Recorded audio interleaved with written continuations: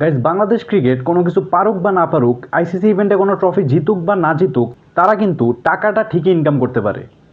এই যেমন champions trophy 2025-এ Bangladesh একটা ম্যাচ না জিতেও ষষ্ঠ অবস্থানে আছে, যার প্রেক্ষিতে 4,25,00,000 টাকা পাবে বাংলাদেশ। অন্যদিকে ইংল্যান্ডের মতো একটা দল, যারা কিনা এবারের আসরে হাইস্ট রান গেটার, তাদের ব্যাটসম্যানরা প্রায় 800 রান করে 3 ম্যাচে, তারাও চ্যাম্পিয়ন্স ট্রফি 2025-এর অষ্টম অবস্থানে আছেন। এবং এরপরে আছেন সপ্তম স্থানে পাকিস্তান, এবং ষষ্ঠ স্থানে একটা ম্যাচ না জিতেও পাকিস্তানের সাথে ড্র হওয়ার কারণে বাংলাদেশ আছে ষষ্ঠ নম্বরে। এই ধরনের পারফরমেন্সের পর কিন্তু বাংলাদেশের দর্শকদের প্রায় একটা কথা বলতে শোনা যায় যে, বাংলাদেশ দল যদি খারাপ করে সেই ক্ষেত্রে বাংলাদেশের প্লেয়ারদেরকে ম্যাচ ফি সহ জরিমানা করা উচিত। তবে আমরা কিন্তু এই জিনিসটা কখনো দেখতে পাই না। আমরা উল্টা দেখি যে বাংলাদেশ যদি কখনো মাঝে মাঝে যদি কোনো বড় টিমকে হারায়, সেই ক্ষেত্রে তারা কিন্তু রিওয়ার্ড ঠিকই পায়। তবে এই ধরনের ধারাবাহিক যে খারাপ করে যায়, এর কারণে কিন্তু কখনোই তাদের বেতন অথবা কোনো রকম জরিমানা দিতে আমরা দেখি না।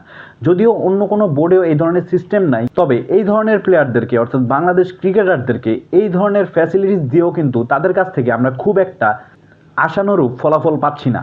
তো গাইস, এই ক্ষেত্রে কিন্তু বিসিবিকে একটু টাইট রোলটা প্লে করতে হবে। প্লেয়াররা যদি ভালো করে, ঠিক আছে, তাদেরকে আপনি রিওয়ার্ড দেন, এবং খারাপ করলেও যেন তার দায়টা তারা এড়াতে না পারে, এবং তার প্রেক্ষিতে যদি আপনারা তাদেরকে বেতনটা দিয়ে থাকেন, সেই ক্ষেত্রে এটা খুবই কার্যকর হবে বলে আমি মনে করি, বিশেষ করে আমাদের দর্শকরাও মনে করে।